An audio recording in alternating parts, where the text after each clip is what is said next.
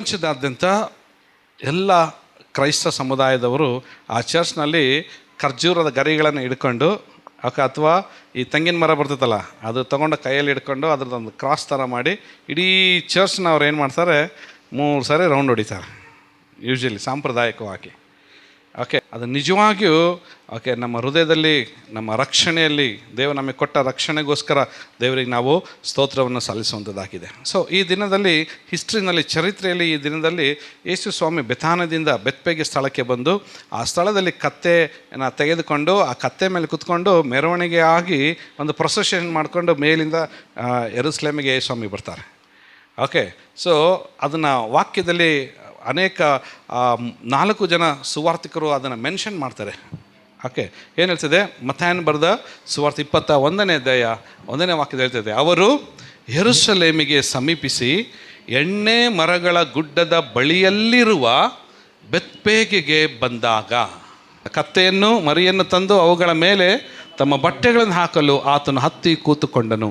ಆಗ ಹೋದರೆ ಜನರ ಗುಂಪಿನಲ್ಲಿ ಬಹಳ ಮಂದಿ ತಮ್ಮ ಬಟ್ಟೆಗಳನ್ನು ದಾರಿಯಲ್ಲಿ ಹಾಸಿದರು. ಬೇರೆ ಕೆಲವರು ಮರಗಳಿಂದ ಚಿಗುರುಗಳನ್ನು ಕೊಯ್ದು ದಾರಿಯಲ್ಲಿ ಹರಡುತ್ತಿದ್ದರು. ಆತನ ಹಿಂದೆಯೂ ಮುಂದೆಯೂ ಗುಂಪಾಗಿ ಹೋಗುತ್ತಿದ್ದ ಜನರು, ದಾವೀದ ಕುಮಾರನಿಗೆ ಜಯ, ಕರ್ತನ ಹೆಸರಿನಲ್ಲಿ ಬರುವವನಿಗೆ ಆಶೀರ್ವಾದ, ಮೇಲಣ ಲೋಕಗಳಲ್ಲಿ ಜಯ ಎಂದು ಆರ್ಭಟಿಸಿದರು ಎಂಬುದಾಗಿ ದೇವರ ವಾಕ್ಯ ಹೇಳ್ತದೆ. ಏನಂತ ಹಾಡ್ತಾ ಇದ್ದಾರೆ ಅವರೆಲ್ಲರೂ? ಏನಂತ ಆಡ್ತಾ ಇದ್ದಾರೆ? ಹಾಡು ನೋಡೋಣ. ಏನಂತ ಆಡ್ತಾ ಇದ್ದಾರೆ ಅವರು? ದಾವೀದ ಕುಮಾರನಿಗೆ ದಾವೀದ ಕುಮಾರನಿಗೆ ಜಯ, ಜಯ, ಕರ್ತನ ಹೆಸರಿನಲ್ಲಿ ಬರುವವರಿಗೆ ಆಶೀರ್ವಾದ, ಮೇಲಣ ಲೋಕಗಳಲ್ಲಿ ಜಯ ಎಂಬುದಾಗಿ ಜನರೆಲ್ಲರೂ ಹಾಡಿದ್ರಂತೆ. ಹಾಡಿರುವಂಥ ಜನರೆಲ್ಲ ಯಾರು ಹೇಳ್ರಿ? ಸಾಮಾನ್ಯವಾಗಿರುವಂಥ ಜನರಾಗಿದ್ದಾರೆ. ಓಕೆ, ಯೋಹಾನನು ಕೂಡ ಅದನ್ನು ಮೆನ್ಷನ್ ಮಾಡ್ತಾನೆ. ಯೋಹಾನ್ ಬರೆದ ಸುವಾರ್ತೆಯಲ್ಲಿ ಕೂಡ ಏನಂತ ಹೇಳ್ತಾ ಇದ್ದೀವಿ ನಾವು? ಹೋದ್ರೆ ಮರುದಿವಸ ಜಾತ್ರೆಗೆ ಬಂದಿದ್ದ ಜನಸಮೂಹವು ಯೇಸು ಯೆರೂಸಲೇಮಿಗೆ ಬರುತ್ತಾನೆಂದು ಕೇಳಿ ಖರ್ಜೂರದ ಗರಿಗಳನ್ನು ತಕ್ಕೊಂಡು ಆತನನ್ನು ಎದುರುಗೊಳ್ಳುವುದಕ್ಕೆ ಹೊರಗೆ ಬಂದು, ಜಯ, ಕರ್ತನ ಹೆಸರಿನಲ್ಲಿ ಬರುವವನಿಗೆ ಆಶೀರ್ವಾದ, ಇಸ್ರಾಯೇಲಿನ ಅರಸನಿಗೆ ಆಶೀರ್ವಾದ ಎಂದು ಆರ್ಭಟಿಸಿದರು. ಮತ್ತು ಯೇಸು ಕತ್ತೆ ಮರಿಯನ್ನು ತರಿಸಿಕೊಂಡು ಅದರ ಮೇಲೆ ಕೂತುಕೊಂಡನು. ಓಕೆ, ಅದರ ಮೇಲೆ ಕೂತುಕೊಂಡನು. ಏನು ಮಾಡ್ತಿದ್ದಾರೆ ಅವರೆಲ್ಲರೂ? ಏನು ಮಾಡ್ತಾರೆ? ಕೈಗಳಲ್ಲಿ ಖರ್ಜೂರದ ಗರಿಗಳನ್ನು ಹಿಡ್ಕೊಂಡು ತಮ್ಮ ಬಟ್ಟೆಗಳನ್ನು ಹಾಸುತ್ತಾ ಯೇಸು ಸ್ವಾಮಿ ಬರುವಂಥ ಕತ್ತೆಯ ಪ್ರೊಸೆಷನ್, ಆ ಒಂದು ಮೆರವಣಿಗೆಯಲ್ಲಿ ಓಕೆ ಎಲ್ಲರವರು ಆರ್ಭಟಿಸಿ ಅವರು ಕೂಗ್ತಾ ಇದ್ದಾರೆ. ಇದು ಪ್ರವಾದನಯುಕ್ತವಾಗಿ ಕೂಡ ಇದೆ. ಆ ಪ್ರವಾದನೆ ನೆರವೇರಿದೆ. ನನ್ನ ಪ್ರೀತಿ ಉಳ್ಳ ದೇವಜನರೇ, ಆವತ್ತು ಆ ಜನರ ಆರ್ಭಟ ಏನಾಗಿದೆ? ಆಶೀರ್ವಾದದ ಕುರಿತಾಗಿ ಮಾತನಾಡಿದ್ದಾರೆ. ಆ ಜನರ ಆರ್ಭಟ ಏನಾಗಿದೆ? ಕರ್ತನ ಹೆಸರಿನಲ್ಲಿ ಬರುವವನಿಗೆ ಆಶೀರ್ವಾದ ಎಂಬುದಾಗಿ ಅವರು ಕೂಗಿದ್ದಾರೆ. ಆ ಜನರ ಕೂಗೇನಾಗಿದೆ? ಅವತ್ತು ದಾವೀದನ ಕುಮಾರನಿಗೆ ಜಯ ಎಂಬುದಾಗಿ ಹೇಳಿದ್ದಾರೆ. ಅವ್ರ ಜನರ ಆರ್ಭಟ ಏನಾಗಿದ್ದಾರೆ ಅಂದರೆ ಇಸ್ರಾಯೇಲಿನ ರಾಜನು ಎಂಬುದಾಗಿ ಹೇಳ್ತಾ ಇದ್ದಾರೆ. ಅವತ್ತು ಆ ಜನರೆಲ್ಲರೂ ತಮ್ಮ ಹೃದಯದಲ್ಲಿ ಸ್ವಾಮಿಯನ್ನು ಸ್ವೀಕರಿಸ್ಕೊಂಡಿದ್ದಾರೆ. ಕಾರಣ ಯಾಕೆ ಅವರು ಆ ಥರ ಕೂಗ್ತಾ ಇದ್ದಾರೆ ಅಂದರೆ, ಜಸ್ಟ್ ಅಲ್ಲಿಂದ ಲಾಸ್ಟ್ ವೀಕ್ನಲ್ಲೇ ಅಂದರೆ ಅದೇ ವಾರದಲ್ಲೇ ಲಾಜರನು ಏನಾಗಿದ್ದಾನೆ? ಸಮಾಧಿಯಿಂದ ಆತನು ಎದ್ದು ಬಂದಿದ್ದಾನೆ. ಜನರು ಅದನ್ನೆಲ್ಲವನ್ನು ನೋಡಿ, ಓ, ಮರಣವನ್ನು ಕೊಡಲಿಕ್ಕೆ ಶಕ್ತನಾಗಿರುವನು, ಮರಣದಿಂದ ಪಾರಾಗಿ ಜೀವವನ್ನು ಕೊಡಲಿಕ್ಕೆ ಶಕ್ತನಾಗಿರುವನು, ಆ ಜೀವವು ನಿತ್ಯ ಜೀವಕ್ಕೆ ನಡೆಸುವ ಆತನು ಶಕ್ತನಾಗಿರುವವನು, ಆತನು ರಾಜನಾಗಿದ್ದಾನೆ ಎಂಬುದಾಗಿ ಅಲ್ಲಿದ್ದಂಥ 2 ಸಾಮ್ರಾಜ್ಯಗಳ ಮುಂದೆ ಯೇಸು ಸ್ವಾಮಿಯ ಸಾಮ್ರಾಜ್ಯವನ್ನು ಕೂಗ್ತಾ ಇದ್ದಾರೆ. ಆಮೇನ್. ಯೇಸುವಿನ ಸಾಮ್ರಾಜ್ಯದ ಕುರಿತಾಗಿ ಮಾತನಾಡ್ತಾ ಇದ್ದಾರೆ. ಅವತ್ತಲ್ಲಿದ್ದ 2 ಸಾಮ್ರಾಜ್ಯ, ಒಂದು ಯಹೂದ ರಾಜನೂ ಕೂಡ ಅಲ್ಲಿದ್ದಾನೆ ಮತ್ತು ರೋಮ್ ಸರ್ಕಾರದ ರಾಜನಾಗಿರುವಂಥ ಪಿಲಾತನು ಕೂಡ ಅಲ್ಲಿದ್ದಾನೆ.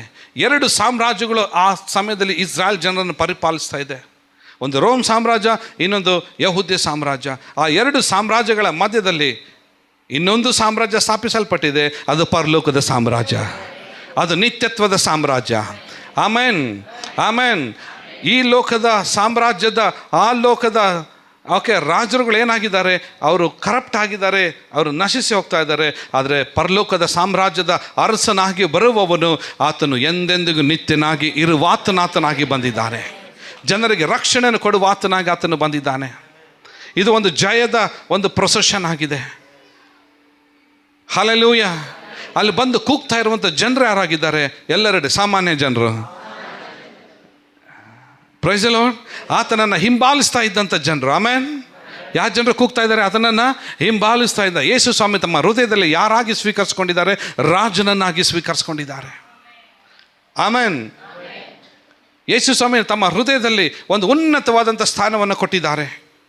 ಅದಕ್ಕೋಸ್ಕರ ಆತನಿಗೆ ಮಹಿಮೆ ಸಲ್ಲಿಸೋದಕ್ಕೋಸ್ಕರ, ಆ ರಾಜನಿಗೆ ಜಯವನ್ನು ಸೂಚಿಸುವುದಕ್ಕೋಸ್ಕರ ಖರ್ಜೂರದ ಗರಿಗಳನ್ನು ಕಟ್ ಮಾಡಿ ತಂದು ಕೈಗಳಲ್ಲಿ ಇಟ್ಕೊಂಡು ಆರ್ಭಡಿಸ್ತಾ ಇದ್ದಾರೆ. ಯಾರು ಬರ್ತಾ ಇದ್ದಾರೆ?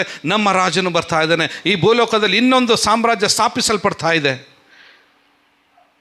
ಈ ಸಾಮ್ರಾಜ್ಯವು ಅಳಿದು ಹೋಗಲಾರದೇ ಇರುವಂಥ ಸಾಮ್ರಾಜ್ಯ. ಆಮೇನ್. ಅದು ಎಂದೆಂದಿಗೂ ನಿತ್ಯವಾಗಿ ಇರುವ ಸಾಮ್ರಾಜ್ಯವಾಗಿದೆ. ಈ ಸಾಮ್ರಾಜ್ಯದಲ್ಲಿ ಇವತ್ತು ನಾನು ನಿಂತಿದ್ದೇನೆ ಎಂಬುದಾಗಿ ಹೇಳಿ ತಮ್ಮ ರಕ್ಷಣೆಗೋಸ್ಕರ ಅವ್ರು ಏನು ಮಾಡಿದರೆ, ತಮ್ಮನ್ನೇ ತಾವು ರಾಜನ ಮುಂದೆ ಸಮರ್ಪಿಸೋದಕ್ಕೋಸ್ಕರ ತಮ್ಮ ಬಟ್ಟೆಗಳನ್ನೆಲ್ಲ ತೆಗೆದು ಆ ಕತ್ತೆ ಮುಂದೆ ಹಾಸ್ತಾ ಇದ್ದಾರೆ. ಆಮೇನ್. ಹಲ್ಲೆಲೂಯ. ಇವತ್ತು ನಾವು ಎಷ್ಟು ಜನ ಈ ಕೆಲಸ ನಾವು ಮಾಡ್ತೀವ್ರಿ? ಹೇಳ್ರಿ ನೋಡೋಣ. ಇವತ್ತು ನಾವು ಎಷ್ಟು ಜನ ಈ ಕೆಲಸ ಮಾಡ್ತೀವಿ? ನಾವು ನಮಗೆ ರಕ್ಷಣೆ ಉಂಟಾದದಕ್ಕಾಗಿ ಸ್ತೋತ್ರ ಎಂಬುದಾಗಿ ನಾವು ಎಷ್ಟು ಸಮಯ ನಾವು ಹೇಳ್ತೀವಿ? ನಾವು ನಮಗೆ ಚರ್ಚಿಗೆ ಬಂದಾಗ ಅಷ್ಟೇ ನಮಗೆ ನೆನಪು ಬರ್ತಿದೆ ನಾವು ರಕ್ಷಿಸಲ್ಪಟ್ಟಿದ್ದೇವೆ ಎಂಬುದಾಗಿ. ಒಂದು ಸರಿ ಕೆಳಗಡೆ ಇಳಿದು ಹೋಗ್ಬಿಟ್ರೆ ನಾವು ರಕ್ಷಣೆ ಹೊಂದಿದ್ದೇವೋ ಇಲ್ಲ ಎಂಬುದಾಗಿ ನಮ್ಮ ಲೋಕದಲ್ಲಿ ನಾವು ಜೀವಿಸ್ತೇವೆ. Price the lord. ನಿಮ್ಮ ಹೃದಯದಲ್ಲಿ ಯೇಸು ಸ್ವಾಮಿನ ರಾಜನನ್ನಾಗಿ ಸ್ವೀಕರಿಸ್ಕೊಳ್ರಿ. ಆಮೇನ್. ಹಲ್ಲೆಲೂಯ. ಆ ರಾಜ್ಯಕ್ಕಾಗಿ ದೇವರು ನಮ್ಮನ್ನು ಕರೆದಿದ್ದಾನೆ. ಆಮೇನ್. ಆ ರಾಜ್ಯವು ನಿತ್ಯತ್ವವಾದ ರಾಜ್ಯ. ಆಮೇನ್. ಆ ರಾಜ್ಯದಲ್ಲಿ ಸದಾಕಾಲ ನಾವು ಜೀವಿಸುವವರಾಗಿದ್ದೇವೆ. ಆಮೇನ್. ಹಲ್ಲೆಲೂಯ. ಆದರೆ ಏನಾಯ್ತು? ಹಂಗೆ ಹೋಗಬೇಕಾದ್ರೆ ಅಲ್ಲೊಂದು ಘಟನೆ ನಡೀತಾ ಇದೆ. ಹೋದ್ರೆ ಈಗ ಜನರ ಗುಂಪಿನೊಳಗಿದ್ದ ಪರಿಸಾಯ, ಕೆಲವರು ಇದ್ದಾರೆ, ಕೂಗಬಾರ್ದು, ಡ್ಯಾನ್ಸ್ ಮಾಡಬಾರ್ದು. ಯಾರು ಇವರು? ಪರಿಸಾಯರು ಕೆಲವರು ಬಂದು, ಬೋಧಕನೇ ನಿನ್ನ ಶಿಷ್ಯರನ್ನು ಏನು ಮಾಡು? ಗದರಿಸು ಎಂದು ಹೇಳಿದ್ದಕ್ಕೆ ಆತನು ಏನು ಹೇಳ್ತಿದ್ದಾನೆ? ಇವರು ಸುಮ್ಮನಾದರೆ ಈ ಕಲ್ಲುಗಳೇ ಕೂಗುವು ಎಂದು ಹೇಳುತ್ತೇನೆ. ಹಲ್ಲೆಲೂಯ. ಏನು ಆನ್ಸರ್ ಇದು? ಏನು ಆನ್ಸರ್ ಇದು ಅವರಿಗೆ? ಓಕೆ, ಪರಿಸರಿಗೆ ಸ್ವಾಮಿ ಬಂದು ಹೇಳ್ತಿದ್ದಾರೆ, ಇವ್ರು ಬೇಕಾದ್ರೆ ಇವ್ರು ಬಾಯಿ ಮುಚ್ಚಿಬಿಟ್ರೆ ಕಲ್ಲುಗಳು ಎದ್ದು ಹೋಗೋಕೆ ಸ್ಟಾರ್ಟ್ ಮಾಡಿಬಿಡ್ತದೆ. ಆಮೇನ್. ಆ ಕಲ್ಲುಗಳಿಗೂ ಏನಾಗಿದೆ ಗೊತ್ತಾ ಇವತ್ತು? ಆ ಕಲ್ಲುಗಳ ಮೇಲೆ ಯಾರು ನಡ್ಕೊಂಡು ಬರ್ತಾ ಇದ್ದಾರೆ? ಕತ್ತೆ ಮೇಲೆ ಯಾರು ಬರ್ತಾ ಇದ್ದಾರೆ? ಎಲ್ಲರೇ ಅರಸನು, ರಾಜನು, ರಾಜಾದಿರಾಜನು ಅಲ್ಲಿ ನಡ್ಕೊಂಡು ಬರ್ತಾ ಇದ್ದಾನೆ. Praise the lord. ಇದು ಸುಮ್ಮನೆ ಅಲ್ಲರೇ ಆತ ನಡ್ಕೊಂಬಂದಿರೋದು. ಓಕೆ, ಯೇಸುಸ್ವಾಮಿ ಹುಟ್ಟೋದಕ್ಕಿಂತ ಮುಂಚಿತವಾಗಿಯೇ, ಓಕೆ, ಆಲ್ಮೋಸ್ಟ್ 600 years ಬ್ಯಾಕೆ ಆಲ್ರೆಡಿ ಜಕರೀನಾದಂಥ ಪ್ರವಾದನೆಯ ಪುಸ್ತಕದಲ್ಲಿ ಜಕರೀನ ಆಲ್ರೆಡಿ ಬರೆದುಬಿಟ್ಟಿದ್ದಾನೆ. ಬರೆದು ರುಜುವಾತಾಗಿ ಪ್ರತಿಷ್ಠಿಸಲ್ಪಟ್ಟು ದೇವರ ವಾಕ್ಯದಿಂದ ಪವಿತ್ರಾತ್ಮನಿಂದ ಮುದ್ರಿಸಲ್ಪಟ್ಟು ಪ್ರತಿಷ್ಠೆ ಆದಂಥ ಒಂದು ವಾಕ್ಯ ಅದು ನೆರವೇರಿದೆ. ಅದನ್ನು ಕೋಟ್ ಮಾಡ್ತಾ ಇದ್ದಾರೆ ಅಲ್ಲಿ. ಏನಂತ ಹೇಳ್ತಿದ್ದಾರೆ? ಚಿಯೋ ನಗರಿಯೇ ಬಹು ಸಂತೋಷ ಪಡು. ಓಕೆ, ಯೆರೂಸಲೇಮ್ ಪುರಿಯೇ ಹರ್ಷಧ್ವನಿಗೈ ನೋಡು, ನಿನ್ನ ಅರಸು ನಿನ್ನ ಬಳಿಗೆ ಬರುತ್ತಾನೆ. ಕೇಳ್ತದೆ, ಆತನು ನ್ಯಾಯವಂತನು. ಆಮೇನ್. ಆತನು ಸುರಕ್ಷಿತನು. ಆಮೇನ್. ಶಾಂತ ಗುಣವುಳ್ಳವನಾಗಿಯೂ ಕತ್ತೆಯನ್ನು, ಹೌದು, ಪ್ರಾಯದ ಕತ್ತೆ ಮರಿಯನ್ನು ಹತ್ತಿದವನಾಗಿಯೂ ಬರುತ್ತಾನೆ. ಜೋರಾಗಿ ಬರುತ್ತಾನೆ. ಆಮೆನ್. ಹಲ್ಲೆಲೂಯ. ಏನಾಗಿ ಬರ್ತಾನೆ? ಯಾವ್ದ್ರ ಮೇಲೆ ಬರ್ತಾನೆ? ಕತ್ತೆ ಮೇಲೆ ಆತನು ಬರ್ತಾನೆ. ಇನ್ನೊಂದು ಹತ್ರ ಕತ್ತೆ ಮೇಲೆ ಒಬ್ಬನು ಬಂದಿದ್ದಾನೆ ಗೊತ್ತಾ? ಇನ್ನೊಬ್ಬನು ಕತ್ತೆ ಮೇಲೆ ಬಂದಿದ್ದಾನೆ. ಒಬ್ಬನು ಬಂದಿದ ತಕ್ಷಣ ಸಿಗಾಕೊಂಡ್ಬಿಟ್ಟಿದ್ದಾನೆ. ಅವ್ನು ಗಾಡಿ ಹತ್ರ ಸಿಗಾಕೊಂಡಿದ್ದಾನೆ. ಅದು ಅಷ್ಟು ಹೊಡೆದ್ರೆ 3 ಸತಿ ಹೊಡಿತಾನೆ, ಕೋಲ್ತಾನೆ, ರಾಮ್ ರಾಮ್ ರಾಮ್ ಹೊಡೆದನ್ನ ಅದು ಮಾತಾಡ್ತಿಲ್ಲ. ಏನಾಗೈತಿ ಇವತ್ತು ಈ ಕತ್ತೆಗೆ? ನಾನು ಹೇಳ್ತಾನೆ, ನೀನು ಯಾಕೆ ಹೊಡೆದಿನ? ಅವತ್ತು ಇಮಿಡಿಯೇಟಾಗಿ ಅದಕ್ಕೆ ಮಾತಾಡೋಕ್ಕೆ ಶಕ್ತಿ ಬಂದುಬಿಡ್ತಂತೆ. ಬಂತ, ಯಾಕೆ ಹೊಡೆದೆ ನೀನು ಅಂತಂದು ಹೇಳಂತ ಬೀಳಾ ಮನೆಗೆ ಮಾತನಾಡ್ತು. ಆ ಕತ್ತೆ ಅವತ್ತು ಅಲ್ಲೊಂದು ಕತ್ತೆ ಮಾತಾಡ್ತು ಬಿಳಾಮನ ಹತ್ರ. ಬಿಳಾಮ ಯಾರು? ಇಸ್ರಾಯೇಲ್ ಜನರಿಗೆ ಶಾಪ ಕೊಡೋಕ್ಕಾಗಿ ಬಂದಿರೋನು. ಅನ್ಯಾಯಗಾರನ ಜೊತೆಯಲ್ಲಿ ಬರಬೇಕಾದ್ರೆ ಓಕೆ, ಆ ಕತ್ತೆ ಅವತ್ತು ಮಾತನಾಡ್ತು. ಆದರೆ ಇವತ್ತು ಈ ಕತ್ತೆ ಮಾತಾಡಲಿಲ್ಲ. ಈ ಕತ್ತೆ ಸನ್ಮಾನಿಸಲ್ಪಡ್ತು. ಯಾಕಂದರೆ ನ್ಯಾಯವಂತನು ತನ್ನ ಮೇಲಿದ್ದಾನೆ. ಬಲಗನೆತ್ತಿ ನಮ್ಮ ಸ್ತೋತ್ರ. ಹಲ್ಲೆಲೂಯ. ಆ ಕತ್ತೆ ಅನ್ಯಾಯವಂತನಿಗೆ ನೀನು ಅನ್ಯಾಯ ಮಾಡ್ತಿದ್ದೆ ಎಂಬುದಾಗಿ ಹೇಳ್ತು. ಆದರೆ ಈ ಕತ್ತೆ ಮೌನವಾಗಿತ್ತು. ಯಾಕಂದರೆ ನ್ಯಾಯವಂತನ ಮೇಲೆ ಕೂತ್ಕೊಂಡಿದ್ದಾನೆ. ಆತನು ಯಾರಾಗಿ ಕೂತ್ಕೊಂಡಿದ್ದಾನೆ ಗೊತ್ತಾ? ಯಜ್ಞದ ಕುರಿಯಾಗಿ ಕೂತ್ಕೊಂಡಿದ್ದಾನೆ. ವದ್ಯ ಸ್ಥಾನಕ್ಕೆ ಒಯ್ಯಲ್ಪಡುವ ಕುರಿಯೋಪಾದಿಯಲ್ಲಿ ಆತನು ಇದ್ದಾನೆ. ಆದಾಗ್ಯೂ ಆತನು ಇನ್ನೊಂದು ಮುಖ ಏನಾಗಿದೆ? ಆತನು ರಾಜಾದಿರಾಜನಾಗಿ ನ್ಯಾಯವಂತನಾಗಿ. ಆಮೇನ್. ಶಾಂತ ಗುಣವುಳ್ಳವನಾಗಿ ಕತ್ತೆಯನ್ನು, ಹೌದು, ಪ್ರಾಯದ ಕತ್ತೆ ಮರ ಹತ್ತಿದವನಾಗಿ ಬರ್ತಾನೆ ಎಂಬುದಾಗಿ ದೇವ್ರ ವಾಕ್ಯ ಹೇಳ್ತದೆ. Okay, why Jesus ride the donkey? ಯಾಕೆ ಯೇಸು ಸ್ವಾಮಿ ಕತ್ತೆ ಮೇಲೆ ಬಂದರು? ಯಾಕೆ ಯೇಸು ಸ್ವಾಮಿ ಕುದುರೆ ಮೇಲೆ ಬರಲಿಲ್ಲ? ಅಲ್ಲಿ ಕುದುರೆ ಇತ್ತವೇ ಇಲ್ಲ? ಆ ದೇಶದಲ್ಲಿ ಕುದುರೆ ಇತ್ತೋ ಇಲ್ಲರಿ? ಯಾಕೆ ಯೇಸು ಸ್ವಾಮಿ ಒಂಟೆ ಮೇಲೆ ಬರಲಿಲ್ಲ? ಡಿಫ್ರೆನ್ಸ್ ಗೊತ್ತಾಗ್ತೈತಲ್ಲ ನೋಡಿಲಿ. ಯಾಕೆ ಯೇಸು ಸ್ವಾಮಿ ಒಂಟೆ ಮೇಲೆ ಬರಲಿಲ್ಲ? ಯಾಕೆ ಯೇಸು ಸ್ವಾಮಿ ಕುದುರೆ ಮೇಲೆ ಬರಲಿಲ್ಲ? ಯಾಕೆ ಯೇಸು ಸ್ವಾಮಿ ಕತ್ತೆ ಮೇಲೆ ಬಂದರು? ಕತ್ತೆ ಮೇಲೆ ಯೆರೂಸಲೇಮ್ ಪಟ್ಟಣಕ್ಕೆ ಹೋಗ್ತಾ ಇದ್ದಾರೆ. ಚೆನ್ನಾಗಿ ಕೊಡ್ರಿ, ಕುದುರೆ ಮೇಲೆ ಬರೋದು ಇದು ಯುದ್ಧಕ್ಕೆ ಸೂಚನೆ. ಇದು ದ ವಾರಿಯರ್ ಅಥವಾ ರಾಜ. ಓಕೆ, ಇವರೆಲ್ಲ ಸೈನಿಕರು. ಏನಕ್ಕೆ ಹೋಗ್ತಾ ಇದ್ದಾರೆ ಇವರು? ಏನು ಮಾಡಕ್ಕೆ ಹೋಗ್ತಾ ಇದ್ದಾರೆ? ಕತ್ತೆ ತೊಗೊಂಡೋಗ್ತಾರೆ, ಕತ್ತೆ ಮೇಲೆ ಕುತ್ಕೊಂಡು ಹೋಗ್ತಾರೆ ಯುದ್ಧಕ್ಕೆ ಹೋಗೋರು. ನೋಡ್ರಿ ಅವನು ಹೆಂಗೆ ಕೂತ್ಕೊಂಡಿದ್ದಾನೆ, ಫುಲ್ ಆರ್ಮರ್, ಎಲ್ಲ ಪೂರ್ತಿ ಫುಲ್ ಆರ್ಮರ್, ಅಂದರೆ ಪ್ಯಾಕಪ್ ಆಗಿದ್ದಾನೆ. ಅದರಿಂದ ಅವನು ಸರ್ವಾಯುಧಗಳಿಂದ, ಸರ್ವಾಯುಧ ಇಂದ ನೋಡಿ, ಎಲ್ಲ ಶೀಲ್ಡ್ ಇದೆ, ಓಕೆ, ಕತ್ತಿ ಇದೆ, ಅವನಿಗೆಲ್ಲ ಮಾಸ್ಕ್ ಇದೆ, ಹೆಲ್ಮೆಟ್ ಇದೆ, ಎಲ್ಲ ಇದೆ, ಅದನ್ನ ಬೆಲ್ಟ್ ಇದೆ, ಶೂಸ್ ಇದೆ, ಎಲ್ಲ ಇದೆ. ಎಲ್ಲಿ ಬರ್ತೈತೆ ಹೇಳ್ರಿ ಇದನ್ನು? ಯಾರು ಹೇಳ್ತಾರೆ? ಪೌಲನ್ ಹೇಳ್ತಾನೆ ಒಂದು ಹತ್ರ. ಎಲ್ಲಿ? ಎಫೆಸ ಬರೆದ ಪತ್ರಕ್ಕೆ 6ನೇ ಅಧ್ಯಾಯ 10ನೇ ವಾಕ್ಯದಿಂದ, ದೇವರು ಕೊಡುವ ಸರ್ವಾಯುಧಗಳನ್ನು ಧರಿಸಿಕೊಳ್ಳಿರಿ ಎಂಬುದಾಗಿ ಪೌಲನ್ ಹೇಳ್ತಾನೆ. ಇಲ್ಲಿ ನೋಡಿ, ಸರ್ವಾಯುಧಗಳನ್ನು ಧರಿಸ್ಕೊಂಡು ಎದ್ರ ಮೇಲೆ ಹೋಗ್ತಾರೆ. ಈ ಸರ್ವಾಯುಧಗಳನ್ನ ಜಸ್ಟ್ ಥಿಂಕ್ ಮಾಡಿ, ಸರ್ವಾಯುಧಗಳನ್ನೆಲ್ಲ ಧರಿಸಿ ಕತ್ತೆ ಮೇಲೆ ಬಂದರೆ ಹೆಂಗಿರ್ತದೆ? ಆದರೆ ಬೈಬಲ್ ಹೇಳ್ತಿದೆ ಈತನು ಕೂಡ ರಾಜ ಎಂಬುದಾಗಿ ಹೇಳ್ತದೆ. ಕತ್ತೆ ಮೇಲೆ ಬರುವಾತನು ಕೂಡ ಯಾರಾಗಿದ್ದಾನೆ? ರಾಜನಾಗಿದ್ದಾನೆ. ಓಕೆ, ಇಲ್ಲಿ ನೋಡ್ರಿ, ಕುದುರೆ ಮೇಲೆ ಬರೋದಾಕಿದ್ರೆ ಒಂದು ವೇಳೆ ಅದು ಏನು ಸೂಚಿಸ್ತಾ ಇದೆ? ಈಸ್ ಅ ವಾರಿಯರ್, ಆತನು ಯುದ್ಧಶೂರನು ಎಂಬುದಾಗಿ. ಒಂದು ವೇಳೆ ಒಂಟೆಗಳ ಮೇಲೆ ಬಂದಿದ್ರೆ, okay, they are the traders, ಅವರು ವ್ಯಾಪಾರ ಮಾಡುವವರು, ಅವರು ಸರಕುಗಳನ್ನು ಹೊತ್ತುಕೊಂಡು ಹೋಗುವವರು. ಓಕೆ, ಸರಕುಗಳನ್ನು ಏನು ಮಾಡ್ತಾರೆ? ಅದು ತಗೊಂಡೋಗ್ತಾರೆ ಒಂದು ಸ್ಥಾನದಿಂದ ಇನ್ನೊಂದು ಸ್ಥಾನಕ್ಕೆ, ಒಂದು ಸ್ಥಳದಿಂದ ಒಂದು ಸ್ಥಳಕ್ಕೆ. They are the traders. ಇವರು ಟ್ರೇಡರ್ಸ್ ಅಂದರೆ ವ್ಯಾಪಾರಿಗಳು ಇವರು. ಪ್ರೈಸಲು. ಇಲ್ಲಿ ನೋಡ್ರಿ, ಯೇಸು ಸ್ವಾಮಿ ಅರಸನಾಗಿದ್ದಾನೆ, ಕತ್ತೆ ಮೇಲೆ ಕೂತ್ಕೊಂಡಿದ್ದಾನೆ. ಆದಾಗ್ಯೂ ಕತ್ತೆ ಮೇಲೆ ಬಂದು ಜನರು ಎಲ್ಲರೂ ಏನಂತ ಕೂಗ್ತಾ ಇದ್ದಾರೆ? ಯಾರಾಗಿ ಬರ್ತಾ ಇದ್ದಾನೆ ಯೇಸು? ಇಸ್ರಾಯೇಲನ ಅರಸನಿಗೆ ಸ್ತೋತ್ರವಾಗಲಿ. ಎಸ್, ಆತನ ಕತ್ತೆ ಮೇಲೆ ಇದ್ದಾಗಿ ಕೂಡ ಆತನ ರಾಜನೇ. ಆಮೇಲೆ ಹೇಳ್ರಿ ಹಲ್ಲೆಲೂಯ. ಯೇಸು ಸ್ವಾಮಿ ಕತ್ತೆ ಮೇಲೆ ಕೂತ್ಕೊಂಡಿದ್ದಾಗ್ಯೂ ಈ ಬಲ ಇತ್ತೋ ಇಲ್ಲ ನೋಡೋಣ. ಯೇಸು ಸ್ವಾಮಿಗೆ ಬಲ ಇತ್ತೋ ಇಲ್ಲೋ? ಯೇಸು ಸ್ವಾಮಿ ಹತ್ರ ಕತ್ತಿ ಇತ್ತೋ ಇಲ್ಲ? ಎಂಥ ಕತ್ತಿ? ವಾಕ್ಯವೆಂಬ ಕತ್ತಿ ಆತನಲ್ಲಿ ಇತ್ತು. ಯೇಸು ಸ್ವಾಮಿಗೆ ಈ ಸಾಮರ್ಥ್ಯ ಇತ್ತೋ ಇಲ್ಲ ಹೇಳ್ರಿ ನೋಡೋಣ. ಹಲೋ ಹೇಳ್ರಿ ಸಿಸ್ಟರ್ಸ್, ಇತ್ತೋ ಇಲ್ಲ? ಖಂಡಿತವಾಗಿಯೂ ಇತ್ತು. ಇವನು ಎಂಥ ಸಾಮರ್ಥ್ಯ ಯೇಸು ಸ್ವಾಮಿಗೆ. ಇವ್ರಿಗೆ ಏನು ಡಿಫ್ರೆನ್ಸ್ ಇದೆ ಅಂದರೆ, ಈತನಿಗೆ ಕೊಲ್ಲುವ ಶಕ್ತಿ ಇತ್ತು, ಈತನಿಗೆ ಬದುಕಿಸುವ ಶಕ್ತಿ ಇತ್ತು. ಕರೆಕ್ಟ್ ಅಲ್ಲ? ಕೈಯಲ್ಲಿ ಇಟ್ಕೊಂಡಿದ್ದು ಏನಿದು? ಏನು ಆಟಾಡೋಕ್ಕೆ ತೋರ್ಸೋಕೆ ತೊಗೊಂಡೋಗ್ತಾನೆ ಕತ್ತಿನ? ಏನಕ್ಕೆ ತೊಗೊಂಡೋಗ್ತಾನೆ? ಚಂಡ ರುಂಡ ಮುಂಡ ಎಲ್ಲವನ್ನ ಬೇರೆ ಮಾಡಿ ಕೊಲ್ಲುವುದಕ್ಕೋಸ್ಕರ ಹೋಗ್ತಾ ಇದ್ದಾನೆ ಈತನು. ಆದರೆ ಈತನು ಬದುಕಿಸುವುದಕ್ಕೋಸ್ಕರ ಹೋಗ್ತಾ ಇದ್ದಾನೆ ರೀ. ಎಲ್ಲ ಸಾಮರ್ಥ್ಯಗಳು ಇದ್ದಾಗ್ಯೂ ಸಹ ಯೇಸು ಸ್ವಾಮಿ ಕತ್ತೆ ಮೇಲೆ ಬಂದಿದ್ದಾನೆ. ಎಸ್, ಇವ್ರಿಗಿರುವಂಥ ಸಾಮರ್ಥ್ಯ ಯೇಸು ಸ್ವಾಮಿಗೆ ಇದೆಯೋ ಇಲ್ಲೋ? ಖಂಡಿತ. ಇವ್ರಿಗೇನು ಸಾಮರ್ಥ್ಯ ಇದೆ ಹೇಳ್ರಿ ನೋಡೋಣ. ಇವ್ರಿಗೆ ವ್ಯಾಪಾರ ಮಾಡುವಂಥ ಟ್ಯಾಲೆಂಟ್ ಇದೆ. ಅವರಿಗೆ ವ್ಯಾಪಾರ ಮಾಡಬೇಕಾದ್ರೆ ಏನು ಮಾಡಬೇಕು? ಅವ್ರ ಹತ್ರ ಇದ್ದುದನ್ನು ಕೊಟ್ಟು ಮತ್ತೆ ಅವ್ರು ಪರ್ಚೇಸ್ ಮಾಡಬೇಕು. ಹೌದಾ ಇಲ್ವಾ? This is a business. Yesu Swami ಕೂಡ ಕತ್ತೆ ಮೇಲೆ ಇದ್ದಾಗಿ ಕೂಡ ಬಿಸ್ನೆಸ್ ಮಾಡ್ದ. ಅದು ಯಾವುದರಿಂದ ಬಿಸ್ನೆಸ್ ಅಂದರೆ, ತನ್ನ ಪ್ರಾಣವನ್ನು ಕೊಟ್ಟು ನಮ್ಮನ್ನೆಲ್ಲನ್ನು ಕೊಂಡುಕೊಂಡಿದ್ದಾನೆ ರೀ ಆತ. ವ್ಯಾಪಾರ ಮಾಡೋದಕ್ಕೋಸ್ಕರ ಸಹ ಹೋಗ್ತಾ ಇದ್ದಾರೆ. ಏನು ವ್ಯಾಪಾರ ಮಾಡ್ತಾ ಇದ್ದಾರೆ? ನರಕದ ನರಕದಲ್ಲಿದ್ದಂಥ ಜನರನ್ನು ತಪ್ಪಿಸಿ ಪರಲೋಕದ ಸಾಮ್ರಾಜ್ಯದೊಳಗೆ, ಪರಲೋಕದ ನಿತ್ಯತ್ವದ ರಾಜ್ಯದೊಳಗೆ ಸೇರಿಸೋದಕ್ಕೋಸ್ಕರ ಆತನು ಅರಸನಾಗಿ ಎದ್ರ ಮೇಲೆ ಬರ್ತಾ ಇದ್ದಾನೆ? ಕತ್ತೆ ಮೇಲೆ ಬರ್ತಾ ಇದ್ದಾನೆ. ಕತ್ತೆ ಏನು ಸೂಚಿಸ್ತಾ ಇದೆ ಅಂದರೆ, ಅದು ಹಂಬಲ್ನೆಸ್, ಅದು ಭಾರವನ್ನು ಹೊತ್ತುಕೊಳ್ಳುವ ಪ್ರಾಣಿ. ಅದು ಅರಸರು, ಅಗಸರು ಇರ್ತಲ್ಲ, ಅಗಸರು ಯಾರು? ಅವಲ್ವಾ? ಕತ್ತೆ ಮೇಲೆಲ್ಲ ತೊಗೊಂಡೋಗ್ತಾ ಇರ್ತಾರೆ.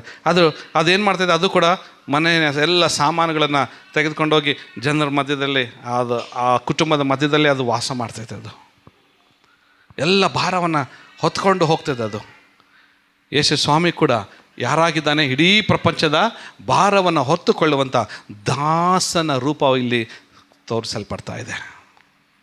ಆಮೆನ್. ಆದರೆ ಒಂದು ಸ್ಥಳಕ್ಕೆ ಯೇಸು ಸ್ವಾಮಿ ಬರಬೇಕಾದ್ರೆ, ಯೆರೂಸಲೇಮ್ ಪಟ್ಟಣವನ್ನು ಆತನು ನೋಡಬೇಕಾದ್ರೆ, ಇಲ್ಲಿ ಯಾವ ಸಾಮ್ರಾಜ್ಯವು ಆ ಸ್ಥಳದಲ್ಲಿತ್ತು, ಓಕೆ, ಯಾವ ಸಾಮ್ರಾಜ್ಯವು ಯೆರೂಸಲೇಮ್ ಪಟ್ಟಣದಲ್ಲಿ, ಆಲ್ಮೋಸ್ಟ್ 42 ರಾಜರುಗಳು ಬೈಬಲಲ್ಲಿ ಬರ್ತಾರೆ. 42 ಕಿಂಗ್ಸ್. ಮೊದಲನೇದ ಅರಸನು ಯಾರಾಗಿದ್ದಾನಲ್ಲಿ? ಮೊದಲನೇ ಅರಸನು ಸೌಲನಾಗಿದ್ದಾನೆ, ಎರಡನೇನು ದಾವಿದನು, ಮೂರನೇನು ಸಾಲಮೋನನು. ಅದರ ನಂತರ ರೆಹಬಾಮನ ಮೂಲಕವಾಗಿ ಆ ದೇಶ 2 ಪೀಸ್ ಆದಾಗ ಮೇಲ್ಗಡೆ 19, ಕೆಳಗಡೆ 20, ಟೋಟಲ್ 42 ರಾಜರುಗಳು ಆ ದೇಶವನ್ನು ಆಳಿದ್ದಾರೆ. ಆದರೆ ಯಾರೂ ಕೂಡ ನಂಬಿಗಸ್ತರಾಗುವವರು ಉಳಿಯಲಿಲ್ಲ. ಅವರೆಲ್ಲರೂ ಕೂಡ ನಂಬಿಗಸ್ತರಾಗದೆ ಅವರು ಸಿರಿಯಾ ದೇಶದ ಅಶ್ಶೂರ್ಯರಿಂದಲೂ ನಾಶವಾದರು. ಬಾಬಿಲೋನಿಯನ್ನ ನೆಬೂಕದ್ನೆಚ್ಚರ್ ರಾಜನಿಂದಲೂ ಕೂಡ ನಾಶವಾದರು. ಗ್ರೀಕ್ ಸಾಮ್ರಾಜ್ಯದವರು ಅದನ್ನು ಆಳಿದರು. ಈಗ ರೋಮನ್ ಸಾಮ್ರಾಜ್ಯದವರು ಆಳ್ತಾ ಇದ್ದಾರೆ. ಆದರೆ ನಿತ್ಯವಾದಂಥ ಒಂದು ಸಾಮ್ರಾಜ್ಯವನ್ನು ತ್ಯಜಿಸಲ್ಪಟ್ಟಿದ್ದಾರೆ. ಈಗ ಪಟ್ಟಣದ ಕುರಿತಾಗಿ ಯೇಸು ಸ್ವಾಮಿ ನೋಡಿ 10 ಎಂಬುದಾಗಿ ದೇವರ ವಾಕ್ಯ ಹೇಳ್ತೈತೆ. ಹೋದ್ರಿ ಒಂದ್ಸರಿ. ತರುವಾಯ ಆತನು ಸಮೀಪಕ್ಕೆ ಬಂದಾಗ ಪಟ್ಟಣವನ್ನು ನೋಡಿ ಅದರ ವಿಷಯವಾಗಿ 10 ಎಂಬುದಾಗಿ ದೇವರ ವಾಕ್ಯ ಹೇಳ್ತೈತೆ. 10 ಏನು ಹೇಳ್ತಿದ್ದಾರೆ? ನೀನಾದರೂ ಸಮಾಧಾನಕ್ಕೆ ಬೇಕಾದದ್ದನ್ನು ಇದೇ ದಿನದಲ್ಲಿ ತಿಳಿದುಕೊಂಡರೆ ಎಷ್ಟೋ ಒಳ್ಳೆಯದು, ಆದರೆ ಈಗ ಅದು ನಿನ್ನ ಕಣ್ಣಿಗೆ ಮರೆಯಾಗಿದೆ. Price the lord. ಈ ದಿನ ಸಮಾಧಾನವನ್ನು ನೀನು ಬಯಸಿದರೆ ಎಷ್ಟೋ ಒಳ್ಳೆಯದಿತ್ತು. ಯಾಕೆ ಅಂತಂದರೆ ಆ ದೇಶಕ್ಕೆ ಸಮಾಧಾನ ಇಲ್ಲರೆ. ಇಸ್ರಾಯೇಲ್ ದೇಶ ಆಲ್ಮೋಸ್ಟ್ 5,000 ವರ್ಷಗಳ ಅದಕ್ಕೆ ಇತಿಹಾಸ ಇದೆ. ಆ 5,000 ಇತಿಹಾಸದಲ್ಲಿ ಆಲ್ಮೋಸ್ಟ್ ಅದು ಸಮಾಧಾನವಾಗಿದ್ದಿದ್ದೇ ಆಲ್ಮೋಸ್ಟ್ ಅದರಲ್ಲಿ 215 ಇಯರ್ಸ್ ಮಾತ್ರ ಅದು ಸಮಾಧಾನ ಆಗಿತ್ತು. ಇನ್ನು ಉಳಿದಿದ್ದ ಟೈಮ್ನಲ್ಲೆಲ್ಲ ವಾರ್ ಯುದ್ಧ ಆಗಿ ಈ ಪ್ರಪಂಚದಲ್ಲಿ ನಡೆಯಲಾರದಿರುವಂಥ ಒಂದು ಭಯಂಕರವಾದಂಥ ಯುದ್ಧ ಆ ಪಟ್ಟಣನ ನೋಡಿದ್ದೀರಿ. ಸಮಾಧಾನವನ್ನು ಕಳ್ಕೊಂಡಿದೆ. ಆದರೆ ಇನ್ನೊಂದು ಯೇಸು ಸ್ವಾಮಿ ಆ ಪಟ್ಟಣಕ್ಕೆ ಬಯಸ್ತಾ ಇದ್ದಾರೆ, ಸಮಾಧಾನದ ಅರಸನಾಗಿರುವಂಥ ನನ್ನನ್ನು ನೀನು ತಿಳ್ಕೊಂಡಿದ್ರು ಎಷ್ಟೋ ಒಳ್ಳೆಯದಿತ್ತು ಎಂಬುದಾಗಿ ಆ ಪಟ್ಟಣದ ಕುರಿತಾಗಿ ಕಣ್ಣೀರು ಬಿಟ್ಟರು. ಆ ಪಟ್ಟಣಕ್ಕೆ ಒಂದು ಶಾಪವನ್ನು ಕೊಟ್ಟರು. ಈಗೇನಾಯ್ತು ಗೊತ್ತಾ? ಯೇಸು ಸ್ವಾಮಿ ಪರಲೋಕಕ್ಕೆ ಹೋಗಿದ್ಮೇಲೆ ಎಕ್ಸಾಕ್ಟ್ 40 ಇಯರ್ಸ್ ಆಗಿದ ತಕ್ಷಣವೇ ಕ್ರಿಸ್ತ 70ರಲ್ಲಿ ವೆಸ್ಪಾಸಿಯನ್, ಆ ರೋಮನ್ ವೆಸ್ಪಾಸಿಯನ್ ಬಂದು ಆ ಪಟ್ಟಣವನ್ನು ಅಟ್ಯಾಕ್ ಮಾಡ್ತಾನೆ 68ನಲ್ಲಿ. ನೆಕ್ಸ್ಟು ಅವನು ರೋಮ್ಗೆ ಹೋಗಿ ಅವನು ರಾಜನಾಗಿದ ತಕ್ಷಣ ಅವನ ಮಗ ಟೈಟಸ್ ಬರ್ತಾನೆ, ಬಂದು ಇಡೀ ಪಟ್ಟಣವನ್ನು ಆತನು ನಾಶ ಮಾಡ್ದ. ಅದಕ್ಕೆ ಯೇಸು ಸ್ವಾಮಿ ಆ ಸ್ಥಳವನ್ನು ನಿಂತ್ಕೊಂಡು ಅಲ್ಲಿ ಕಣ್ಣೀರು ಸುರಿಸಿದನೆಂಬುದಾಗಿ ದೇವರ ವಾಕ್ಯ ಹೇಳ್ತದೆ. ಯಾವ ಸ್ಥಳದಲ್ಲಿ ಯೇಸು ಸ್ವಾಮಿ ಕಣ್ಣೀರು ಸುರಿಸಿದ್ರು ಅದೇ ಚರ್ಚ್ ಇದು. ಇಲ್ಲಿದೆ ನೋಡ್ರಿ. ಯಾವ ಸ್ಥಳದಿಂದ ಯೇಸು ಸ್ವಾಮಿ ನೋಡಿ, ಇದೇ ಚರ್ಚ್ ಇದು. ಇಲ್ಲಿದೆ ಅಲ್ಲ, ಇದೇ ಚರ್ಚ್ ಇದು ಒಳಗಡೆ. ಈ ಚರ್ಚಲ್ಲಿ ಯೆರೂಸಲೇಮ್ ಕಾಣುತ್ತೆ ನೋಡ್ರಿ ಬ್ಯಾಕ್ಗ್ರೌಂಡಲ್ಲಿ. ಇದೇ ಚರ್ಚ್ ಇದು. ಇಲ್ಲಿ ಕಾಣುತ್ತಾ ಇದು? ಹಲೋ, ಇದು ಹೊರಗಡೆ ಇಲ್ಲಿ ಕಾಣುತ್ತಿತ್ತು ನೋಡ್ರಿ. ಇದು ಚರ್ಚ್ ನೋಡ್ರಿ. ಇಲ್ಲಿ ಕಣ್ಣೀರಿನ ಬುದ್ದಲೆಗಳು ಇಟ್ಟಾರ ನೋಡ್ರಿ. ಇಲ್ಲಿ 4 ಕಡೆ ಇದೆ ಆ ಸೈಡ್. ಇದು ನೋಡ್ರಿ ಕಣ್ಣು ಒಳಗಿಂದ ಕಣ್ಣಿನ ಗುಡ್ಡೆ ಇದು. ಓಕೆ, ಚರ್ಚ್ ಒಳಗಡೆ ಇದೆ ಅದು. ಅದೊಂಥರ ಕಣ್ಣೀರು ಥರ ಈ ಥರ ಸುರಿಯಂಗೆ ಮಾಡಿದ್ದಾರೆ. ಇದನ್ನು ಬ್ಯೂಟಿಫುಲ್ಲಾಗಿ ಅದನ್ನು ಆರ್ಕಿಟೆಕ್ಟ್ ಮಾಡಿ ಅದನ್ನು ಕಟ್ಟಿದ್ದಾರೆ ಆ ಚರ್ಚ್ನ. ಯೇಸು ಸ್ವಾಮಿ ಯೆರೂಸಲೇಮನ್ನು ನೋಡಿ ಇದೇ ಸ್ಥಳದಿಂದ ಕಣ್ಣೀರು ಬಿಟ್ಟನು ಎಂಬುದಾಗಿ ಆತನಿಗೆ ಗೊತ್ತಿತ್ತು. ಓಕೆ, ಯಾವ ಮುಳ್ಳುಗಳು ನನ್ನ ತಲೆಗೆ ಬರಲಿಕ್ಕಿದೆಯೋ ಮುಂದೆ ಇದೇ ಇಸ್ರಾಯೇಲ್ ದೇಶಕ್ಕೆ ರಕ್ಷಣೆ ಅನ್ನೋದು ಏನಾಗಿರ್ತದೆ, ಅವರಿಗೆ ಮುಳ್ಳಾಗಿ ಅವರಿಗೆ ಪರಿಣಮಿಸ್ತದೆ. ಇವತ್ತೇ ನಮ್ಮ ಜೀವಿತದಲ್ಲಿ ಯೇಸು ಸ್ವಾಮಿಗೆ ಆತನ ರಾಜನಾಗಿ ಸ್ವೀಕರಿಸ್ಕೊಂಡು ಆತನ ಪ್ರಜೆಗಳಾಗಿ ನಾವು ಬದುಕಿದರೆ ನಾವು ಒಳ್ಳೆಯವರು. ಇಲ್ಲ ಅಂದರೆ ನಮ್ಮ ಜೀವಿತದಲ್ಲಿ ಏನು ಬರ್ತದೆ? ಇಲ್ಲಾಂದರೆ ನಮ್ಮ ಜೀವಿತದಲ್ಲಿ ಓಕೆ ನಾವು ಕಣ್ಣೀರು ಸುರಿಸಿದ್ರೆ ಒಳ್ಳೇದು ರೀ. ನಾವು ಕಣ್ಣೀರು ಸುರಿಸಿದ್ರೆ ಒಳ್ಳೆಯದು. ಹಲೋ, ಒಂದ್ಸರಿ ಹೇಳ್ರಿ, ನಾವು ಕಣ್ಣೀರು ಸುರಿಸಿದ್ರೆ ಒಳ್ಳೆಯದು. ಜೋರಾಗಿ ಹೇಳ್ರಿ, ನಾವು ಕಣ್ಣೀರು ಸುರಿಸಿದ್ರೆ ಒಳ್ಳೆಯದು. ನೀವು ಕಣ್ಣೀರು ಸುರಿಸಿದ್ರೆ ತುಂಬ ಒಳ್ಳೆಯದು. ಆದರೆ ದೇವ್ರು ನಮ್ಮ ವಿಷಯದಲ್ಲಿ ಕಣ್ಣೀರು ಸುರಿಸಿದ್ರೆ, ನಾವು ಕಣ್ಣೀರು ಸುರಿಸಿದ್ರೆ ದೇವ್ರು ನಮಗೆ ಒರೆಸ್ಲಿಕ್ಕಿದ್ದಾನೆ. ಆದರೆ ದೇವರೇ ನಮ್ಮ ವಿಷಯದಲ್ಲಿ ಕಣ್ಣೀರು ಸುರಿಸಿದ್ರೆ ನಮ್ಮನ್ನು ರಕ್ಷಿಸೋರು ಯಾರು ರೀ? No. Praise the lord. Yesu Swami ಏನಂತ ಹೇಳ್ತಾ ಇದ್ದಾರೆ? ಇನ್ನೂ ಆ ಪಟ್ಟಣದ ಕುರಿತಾಗಿ ಹೀಗೆ ಹೇಳ್ತಾ ಇದ್ದಾರೆ. ಏನು ಹೇಳ್ತಾರೆ? ನೀನಾದರೂ ಸಮಾಧಾನಕ್ಕೆ ಬೇಕಾದ ಇದೇ ದಿನದಲ್ಲಿ ತಿಳ್ಕೊಂಡರೆ ಎಷ್ಟೋ ಒಳ್ಳೆಯದು, ಆದರೆ ಈಗ ಅದು ನಿನ್ನ ಕಣ್ಣಿಗೆ ಮರೆಯಾಗಿದೆ. ದೇವರು ನಿನಗೆ ದರ್ಶನ ಕೊಟ್ಟ ಸಮಯವನ್ನು ತಿಳ್ಕೊಳ್ಳಲಿಲ್ಲವಾದ್ದರಿಂದ, ಹಲೋ ಗಮನಿಸ್ರಿ, ದೇವರು ನಿನಗೆ ದರ್ಶನವನ್ನು ಕೊಟ್ಟ ಸಮಯವನ್ನು ನೀನು ತಿಳ್ಕೊಳ್ಳಲಿಲ್ಲವಾದ್ದರಿಂದ ನಿನ್ನ ವೈರಿಗಳು ಒಡ್ಡು ಕಟ್ಟಿ ನಿನ್ನ ಸುತ್ತಲೂ ಮುತ್ತಿಗೆ ಹಾಕಿ ಎಲ್ಲ ಕಡೆಗಳಲ್ಲಿಯೂ ನಿನ್ನನ್ನು ಬಂದು ಮಾಡಿ ನಿನ್ನನ್ನು ನಿನ್ನೊಳಗಿರುವ ನಿನ್ನ ಜನರನ್ನು ನಿರ್ಮೂಲ ಮಾಡಿ ನಿನ್ನಲ್ಲಿ ಕಲ್ಲಿನ ಮೇಲೆ ಕಲ್ಲು ನಿಲ್ಲದಂತೆ ಮಾಡುವ ದಿವಸಗಳು ನಿನ್ನ ಮೇಲೆ ಬರುವವು ಅಂದನು. ಇದು ಆಶೀರ್ವಾದನ ಶಾಪನ? ಇದು ಹಲೋ ಏನಿದು? It's a curse. ಯೇಸುಸ್ವಾಮಿ ಪಟ್ಟಣವನ್ನು ನೋಡಿ ಶಪಿಸ್ತಾ ಇದ್ದಾರೆ. ಆ ಪಟ್ಟಣದ ಮೇಲೆ ಶಾಪವನ್ನು ನುಡಿತಾ ಇದ್ದಾರೆ. ಎಕ್ಸಾಕ್ಟಾಗಿ ಇದು ನೆರವೇರಿದೆ ರೀ ಇದು. ಓಕೆ ನೋಡಿ, ಇಲ್ಲೆಲ್ಲ ಜನ ಬಂದು ಇದನ್ನು ಅಟ್ಯಾಕ್ ಮಾಡ್ತಾ ಇದ್ದಾರೆ. ಇದನ್ನು ಇಡೀ ಯೆರೂಸಲೇಮ್ ಪಟ್ಟಣನ ಆ ಟೈಮಲ್ಲಿ ಸುಟ್ಟೋಯ್ತು ರೀ. ಹಿಸ್ಟ್ರಿ ಹೇಳ್ತದೆ. ಓಕೆ, ಯೆರೂಸಲೇಮನ್ನು 17 ಸಾರಿ ಆ ಪಟ್ಟಣಕ್ಕೆ ಬೆಂಕಿ ಹತ್ತಿದೆ. ಅದರಲ್ಲಿ 13 ಸಾರಿ ಕಂಪ್ಲೀಟ್ ಸುಟ್ಟೋಗಿದೆ ಆ ಪಟ್ಟಣ. 13 ಸಾರಿ ಸುಟ್ಟೋಗಿದೆ ಆ ಪಟ್ಟಣ.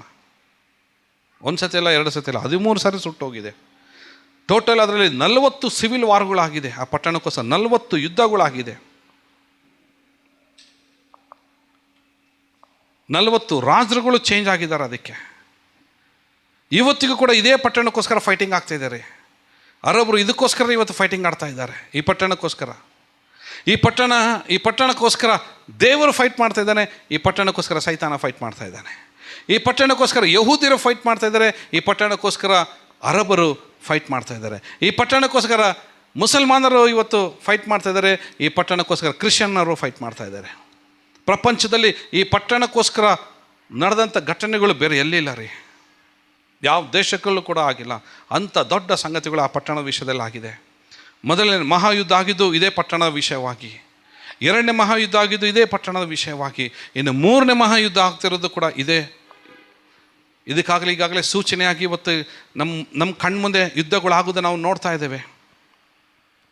ಇರಾನ್ಗೂ, ಇರಾಕ್ಗೂ, UAE ಅರಬ್ ಎಮಿರೇಟ್ಸ್ಗೂ, ಓಕೆ, ಆಮೇಲೆ ಇಸ್ರಾಯೇಲ್ಗೂ ಮತ್ತು ಅಮೇರಿಕಕ್ಕೂ, ನೆಕ್ಸ್ಟ್ ಎಲ್ಲ ಒಬ್ಬೊಬ್ಬರು ಜಾಯ್ನ್ ಆಗಿಬಿಡ್ತಾರೆ. ಈಗ ರಷ್ಯಾದವರು ಜಾಯ್ನ್ ಆಗ್ತಾರೆ, ಚೈನಾದವರು ಜಾಯ್ನ್ ಆಗ್ತಾರೆ, ಸೌತ್ ಕೊರಿಯಾದವರು, ನಾರ್ತ್ ಕೊರಿಯಾದವರು ಜಾಯ್ನ್ ಆಗ್ತಾರೆ, ಇಂಡಿಯಾದವರು ಜಾಯ್ನ್ ಆಗ್ತಾರೆ. ಪ್ರಪಂಚದ ಒಂದು ದೊಡ್ಡ ಯುದ್ಧಗಳು ಆಗೋದು ಖಂಡಿತ. ಈ ಪಟ್ಟಣಕ್ಕೋಸ್ಕರ ಆಗೋದು ಖಂಡಿತ. ಅದಕ್ಕೆ ಯೇಸು ಸ್ವಾಮಿ ಆ ಪಟ್ಟಣವನ್ನು ನೋಡಿ ಕಣ್ಣೀರು ಬಿಟ್ಟನು. ಕತ್ತೆ ಮೇಲೆ ಬರಬೇಕಾದ್ರೆ ಪಟ್ಟಣ ನೋಡಿ ಬಹಳ ಕಣ್ಣೀರು ಪಟ್ಟ, ಆ ವಿಷಯದಲ್ಲಿ ದುಃಖಪಟ್ಟನು. ಯೇಸು ಸ್ವಾಮಿ ದುಃಖ ಸ್ವಲ್ಪ ಟೈಮ್ ಮಾತ್ರ ಇತ್ತು ರೀ. ಆದರೆ ಇಸ್ರಾಯೇಲರ ದುಃಖ ಒಂದಲ್ಲ ಎರಡಲ್ಲ ರೀ, 2000 ವರ್ಷಗಳ ತನಕ ದುಃಖ ಪಟ್ಟಿದ್ದಾರೆ. ಇವತ್ತಿಗೂ ದುಃಖ ಪಡ್ತಾ ಇದ್ದಾರೆ, ಟಿಲ್ ಟುಡೇ, ಇವತ್ತಿಗೆ ಕೂಡ. ಮೊನ್ನೆ ರೀಸೆಂಟಾಗಿ ಟೆಲ್ ಅವೀವ್ ಪಟ್ಟಣದ ಮೇಲೆ ಇರಾನ್ನಿಂದ ಬಂದಂಥ ಒಂದು ಮಿಸೈಲ್ ಬಂದು ಹಿಟ್ ಮಾಡಿ ಒಂದು ಬಿಲ್ಡಿಂಗ್ ನಾಶ ಆಗಿದೆ. ಬಲಾಸ್ಟಿಕ್ ಮಿಸೈಲ್ಸ್ಗಳು 2000 3000 ಟ್ರಾವೆಲ್ ಮಾಡ್ತಾವವು. ಭಯಂಕರ ಇದ್ದಾರೆ. ಅಣುಬಾಂಬ್ಗಳಿದೆ. ಒಂದು ಹಾಕ್ಬಿಟ್ರೆ ಮುಗಿದೋಯ್ತು ಅಣುಬಾಂಬು. 1-1.5 ತಾಸು ಒಳಗೆ ಇಡೀ ಇಸ್ರಾಯೇಲ್ ಬೂದಿ ಆಗೋಗ್ಬಿಡ್ತಿದೆ. ಒಂದು ಅಣುಬಾಂಬ್ ಹಾಕಿದರೆ ಸಾಕು. ಅದು ರೇಡಿಯೇಷನಿಂದನೇ ಭಾಳ ಜನ ಸತ್ತೋಗ್ಬಿಡ್ತಾರೆ, ಆ ಬಾಂಬ್ನ ರೇಡಿಯೇಷನ್ನಿಂದ. ಅವತ್ತೇ ಮಾತಾಡಿದರು ಪ್ರಪಂಚವು ನಾಶವಾಗ್ತದೆ ಎಂಬುದಾಗಿ. ಆದರೆ ಕತ್ತೆ ಮೇಲೆ ಬಂದಿದ್ದಂಥ ಅರಸನು, ಆತನು ತನ್ನನ್ನು ಯಾರು ಜಯಕಾರ ಕೂಗಿದ್ರೋ, ತನ್ನ ಮುಂದೆ ಯಾರು ತಮ್ಮ ಬಟ್ಟೆಗಳನ್ನು ಹಾಸಿ ಯೇಸು ಸ್ವಾಮಿನ ಇಸ್ರಾಯೇಲರ ಅರಸನಿಗೆ ಸ್ತೋತ್ರ ಎಂಬುದಾಗಿ ಯಾರು ಆರ್ಭಟಿಸಿ ಕೂಗಿದ್ರು, ಅವರೆಲ್ಲರೂ ಇನ್ನೊಂದು ರಾಜ್ಯದ ಕುರಿತಾಗಿ ಮಾತನಾಡ್ತಾ ಇದ್ದಾರೆ. ಹಲ್ಲೆಲೂಯಾ. ಇನ್ನೊಂದು ರಾಜ್ಯದ ಕುರಿತಾಗಿ ಅವರು ಜಯಘೋಷ ಮಾಡ್ತಾ ಇದ್ದಾರೆ. ಆ ರಾಜ್ಯವು ಯೇಸುವಿನ ರಾಜ್ಯ. ಅದು ನಿತ್ಯತ್ವದ ರಾಜ್ಯ, ಅದು ಪರಲೋಕದ ರಾಜ್ಯ. ಆ ರಾಜ್ಯಕ್ಕೋಸ್ಕರ ಇವತ್ತು ದೇವರು ನಿನ್ನನ್ನು ವ್ಯಾಪಾರ ಮಾಡಿ ತನ್ನ ರಕ್ತವನ್ನು ಸುರಿಸಿ ತನ್ನ ಪ್ರಾಣವನ್ನು ಕೊಟ್ಟು ಹೂಣಲ್ಪಟ್ಟು ಆತನು ಮೃತ್ಯುಂಜಯಗೆ 3ನೇ ದಿನದಲ್ಲಿ ಎದ್ದು ಬಂದು ನಮ್ಮ ಮಧ್ಯದಲ್ಲಿ ಆತನು ಇವತ್ತಿಗೂ ರಾಜಾದಿರಾಜನಾಗಿ ಆತನು ಜೀವಿಸ್ತಾ ಇದ್ದಾನೆ ರೀ. ಯಾರಾದರೂ ಹೇಳ್ರಿ ಆಮೆನ್. ಯಾರಾದರೂ ಹೇಳ್ರಿ ಹಲ್ಲೆಲೂಯಾ. ಆ ರಾಜ್ಯಕ್ಕೋಸ್ಕರ ಇವತ್ತು ನಿನ್ನನ್ನು ಕರೆದಿದ್ದಾನೆ. ಆದರೆ ಇವತ್ತು ನಾವು ಕಣ್ಣೀರು ಸುರಿಸೋಣ ಅಷ್ಟೇ. ನಮ್ಮ ರಕ್ಷಣೆಗೋಸ್ಕರ, ನಮ್ಮ ಕುಟುಂಬಕ್ಕೋಸ್ಕರ, ನಮ್ಮ ಜನರಿಗೋಸ್ಕರ ನಾವು ಮನ ತಿರುಗಿ ನಾವು ನಿತ್ಯತ್ವದಲ್ಲಿ ನಾವು ಜೀವಿಸೋದಕ್ಕೋಸ್ಕರ ಇವತ್ತು ನಾವು ಕಣ್ಣೀರು ಸುರಿಸೋಣ. ಎಲ್ಲರೂ ಇವತ್ತು ನಾವು ಕಣ್ಣೀರು ಸುರಿಸೋಣ. ಜೋರಗಳ್ರಿ, ಇವತ್ತು ನಾವು ಕಣ್ಣೀರು ಸುರಿಸೋಣ. ಎಲ್ಲರೂ ಇವತ್ತು ನಾವು ಕಣ್ಣೀರು ಸುರಿಸೋಣ. ನಾಳೆ ದೇವ್ರು ನಮ್ಮ ಕಣ್ಣೀರು ಒರೆಸ್ತಾನೆ ರೀ. ನಾಳೆ ನಮಗೆ ಸಂತೋಷ ಆಗ್ತದೆ. ಪ್ರಕಟಣೆ ಗ್ರಂಥದಲ್ಲಿ ಬರೆದಿದೆ, ಅವರ ಕಣ್ಣೀರೆಲ್ಲವೂ ಒರೆಸಲ್ಪಡ್ತದೆ. ಆಮೇನ್. ಅವರಿಗೆ ನಿತ್ಯವಾದ ಸಂತೋಷ ಉಂಟಾಗ್ತದೆ ಎಂಬುದಾಗಿ. ಯಾಕಂದರೆ ನಾವು ಯಾರು ಆತನ ಬಳಿಗೆ ಬಂದಿದ್ದೇವೆ ಅಂದರೆ ನಮಗೆ ಸಮಾಧಾನ ಕೊಡುವಂಥ ದೇವರು ಆತನ ಕತ್ತೆ ಮೇಲೆ ತನ್ನಂತ ತಗ್ಗಿಸಿ ದಾಸನ ರೂಪವಾಗಿ ಧರಿಸಿಕೊಂಡು ಆತನ ಬಳಿಗೆ ನಾವು ಬಂದಿದ್ದೇವೆ.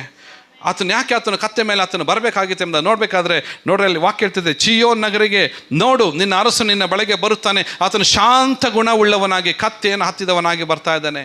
ಶಾಂತ ಗುಣವುಳ್ಳವನಾಗಿ ಹೇಳ್ಬೇಕಾದ್ರೆ ಫಿಲಿಪಿಯಲ್ಲಿ ಪೌಲನ್ ಬರಿತಾ ಇದ್ದಾನೆ, ಆತನು ದೈವ ಸ್ವರೂಪನಾಗಿದ್ದರು. ಓಕೆ, ದೇವರಿಗೆ ಸರಿಸಮಾನನಾಗಿರುವುದೆಂಬ ಅಮೂಲ್ಯ ಪದವಿನ ಬಿಡಲಲ್ಲೇನೋ ಎಂದೆಣಿಸದೆ ತನ್ನನ್ನು ಬರಿದು ಮಾಡಿಕೊಂಡು ದಾಸನ ರೂಪವನ್ನು ಧರಿಸಿಕೊಂಡು ಮನುಷ್ಯರಿಗೆ ಸಾದೃಶ್ಯನಾದನು. ಎಂಥ ರೂಪವನ್ನು ಧರಿಸಿದನು? ಜೋರಾಗಲ್ಲ, ಎಂಥ ರೂಪ? ದಾಸನ ರೂಪವಾಗಿರುವ ಆತ ಅರಸನು ಯಾವುದ್ರ ಮೇಲೆ ಕೂತ್ಕೊಂಡಿದ್ದಾನೆ? ಕತ್ತೆ ಮೇಲೆ ಕೂತ್ಕೊಂಡಿದ್ದಾನೆ. ಅರಸನು ರಾಜರು ಕುದುರೆ ಮೇಲೆ ಕೂರ್ತಾರೆ, ಅದೇ ಈತನು ಯಾರು ಕೂತ್ಕೊಂಡಿದ್ದಾನೆ? ಆತನು ರಾಜನಾಗಿದ್ದಾಗ್ಯೂ ಸಹ ಕತ್ತೆ ಮೇಲೆ ಆತನು ಕೂತ್ಕೊಂಡು ಆತನು ಬರ್ತಾ ಇದ್ದಾನೆ. ವಾಕ್ಯ ಹೇಳ್ತಿದೆ, ದಾಸನ ರೂಪವನ್ನು ಧರಿಸಿಕೊಂಡನೆ ಎಂಬುದಾಗಿ. ಅಷ್ಟು ಮಾತ್ರವಲ್ಲದೆ ಇನ್ನೂ ಮುಂದೆ ಹೋಗಿ ದೇವ್ರ ವಾಕ್ಯ ಹೇಳ್ತಿದೆ, ಏನು ಹೇಳ್ತಿದೆ ನೋಡ್ರಿ, ಹೀಗೆ ಆತನು ಆಕಾರದಲ್ಲಿ ಮನುಷ್ಯನಾಗಿ ಕಾಣಿಸಿಕೊಂಡಿದ್ದಾಗ ತನ್ನನ್ನು ತಗ್ಗಿಸಿಕೊಂಡು ಏನು ಹೇಳ್ತಿದೆ, ಮರಣವನ್ನು, ಅಂದರೆ ಶಿಲುಬೆಯ ಮರಣವನ್ನಾದರೂ ಹೊಂದುವಷ್ಟು ವಿಧೇಯನಾದನು. ಮುಂದೆ ಹೇಳ್ತಿದೆ, ಆದ್ದರಿಂದ ಸ್ವರ್ಗ, ಭೃತ್ಯ, ಪಾತಾಳಗಳಲ್ಲಿ ಇವರೆಲ್ಲರೂ ಯೇಸುವಿನ ಹೆಸರಿನಲ್ಲಿ ಅಡ್ಡ ಬಿದ್ದು ಯೇಸು ಕ್ರಿಸ್ತನನ್ನು ಒಡೆಯನೆಂದು ಪ್ರತಿಜ್ಞೆ ಮಾಡಿ ತಂದೆಯಾದ ದೇವರಿಗೆ ಘನವನ್ನು ಸಲ್ಲಿಸುವರು. ಜೋರಾಗಲ್ರಿ, ಯಾರಾದರೂ ಹೇಳ್ರಿ ನೋಡೋಣ, ಇದು ಯಾರು? ಇದು ಯಾರು ದೇವರಿಗೆ ಘನ ಸಲ್ಲಿಸೋರು?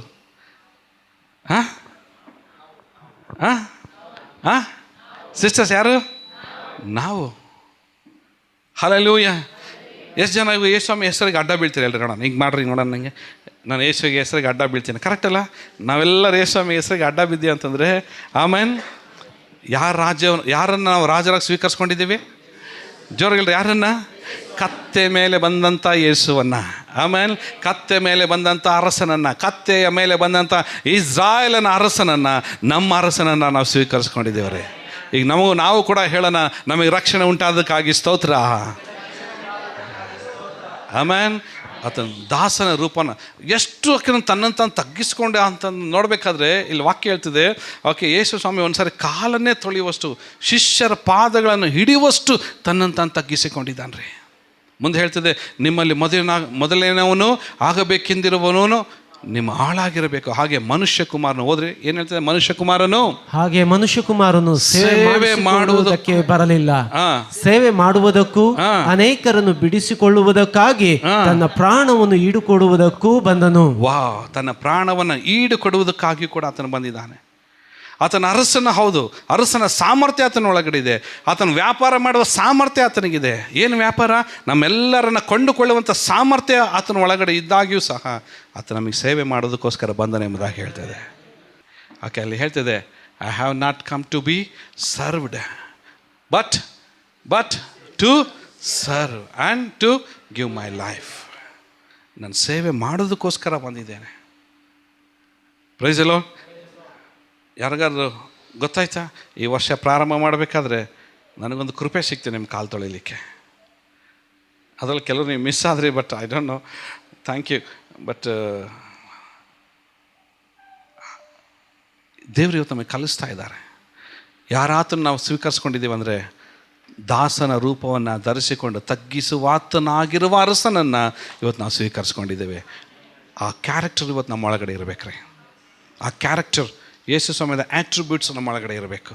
ಆ ಗುಣ ಸ್ವಭಾವಗಳು ಇವತ್ತು ನಮ್ಮ ಒಳಗಡೆ ಇರಬೇಕು ರೀ. ಇವತ್ತು ನಾವೇನು ಮಾಡ್ತಾಯಿದ್ದೇವೆ ಹೇಳ್ರಿ ನೋಡೋಣ? ಎಲ್ಲ ಈಗೋನೆಸ್, ಎಲ್ಲ ಪ್ರೌಡು.